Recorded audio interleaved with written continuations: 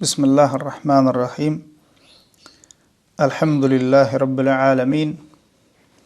Vessalatu vesselamu ala Rasulina Muhammedin ve ala alihi ve ashabihi ecma'in. Musulman doğurmuş soraptır. Şeriatta el öpmek ya da birinin eline manglayını koymak sünnette bar mı? Ya da şirk mi deyip soraptır. Musulman doğanlar, sahabalar Peygamberimiz Muhammed sallallahu aleyhi ve sellemin elini öpüptürler. Ondan sonra sahabalar öz aralarına tabi'inler, etba'at tabi'inler yani selef-i salihin ene atalarının, yaşulların, alim takva kişilerin elini, alnını öpüptürler. Şonun üçin hem ehl-i sünnet ulamalarımız diýerler, ene atan, yaşulların, takva alim adamların olara sila hormat edip Allah Teala'nın razılığı üçün onların elini öpmek, alnını öpmek mustahap diýerler. Yani öpsen sogabı var, öpmesen terk etsen günahı yok. Ya da bir kişi öpmedi deyip ona ters qaralmaya, yazgarılmaya. Emma musulman doğanlar bu meselede kâvir üns vermeli zatlar ba, kâvir bellikler ba. Sebäbi şuň kunna kâvir cemaatlar şu meseleni bolmolsundan beter edip şeriatın goýan çäginiň daşyna çykarypdyrlar.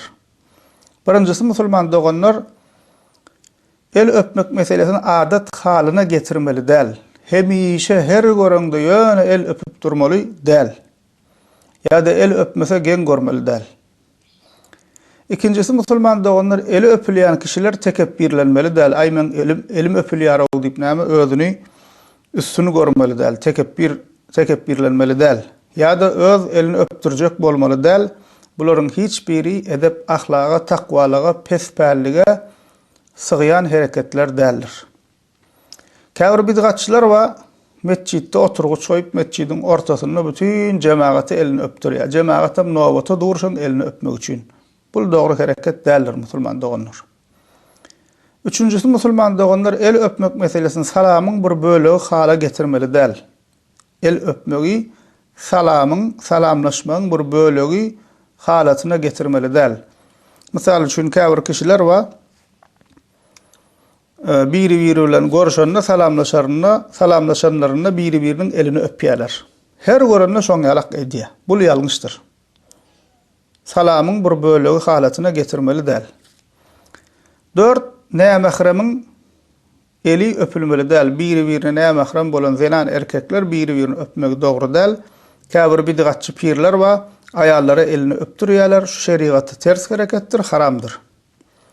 5. Musulman doganlar baýlyk üçin, wezipesi üçin ya da başga bir dünýäwi maksat bilen el öpmek bolmaýar. Käbir ulamalar diýipdir, harama ýakyn mekruh diýipdirler. Käbirler bolsa haram diýipdirler.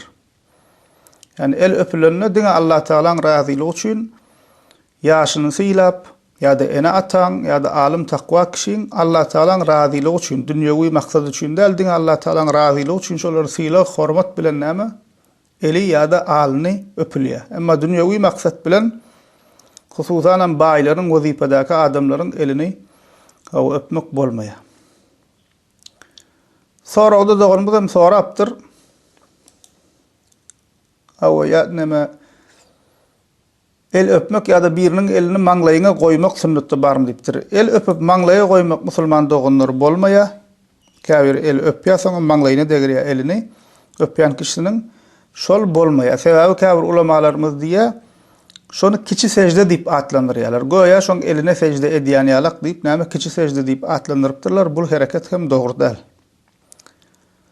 6. Musulman doganlar bidgatçylaryň, fasıklaryň, zalimlaryň elini öpmek bolmaýar. 7. Musulman doganlar teberrük maksady bolmaly däl. Käbir teberrük diýenimiz bereket geçýär, bereketlenmek diýen maksat bolmaly däl. Käbir bidgatçy jemaatlar we videolar çykýar, şo sowapy gelýär, piriniň eline ýapyşyp ýudaýjak bolýar şonu. Elini ýüzüne degirip, manglaýyna degirip näme üçin edýär? Şoň elinden özüne bereket geçsin, teberrük bolsun diýen inancı we bu ýalňyşdyr.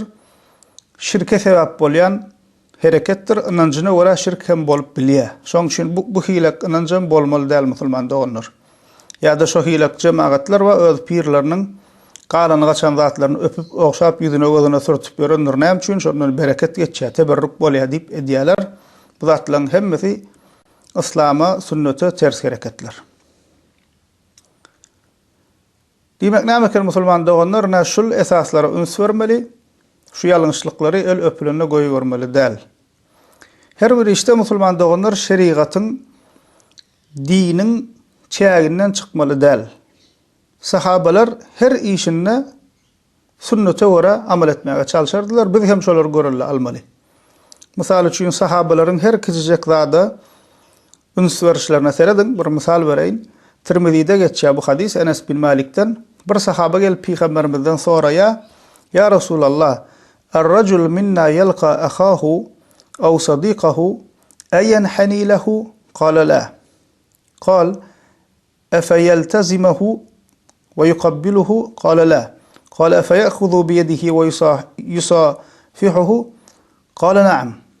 Peygamberimize gelýär bu sahaba diýär, ya Resulallah diýär, bizden biri musulman dogany bilen dost bilen görşende, salamlaşanda ona egilsinmi diýär. Peygamberimiz ýok diýär. Ya Resulallah onu diýär görşende kujoklasyn we öpsünmi diýär. Peygamberimiz ýok diýär. Ya Resulallah onu diýär salam berende diýär, elini tutup elleşip salamlaşaýynmy diýär. Peygamberimiz hawa diýär. Şowundan bugüne musulmanlaryň salamyna ähilek bolup gelýär musulman doganlar assalamu aleykum diýär, ýa-da assalamu aleykum we rahmetullahi we berekatuh diýip we elimizle näme elleşip salamlaşýas.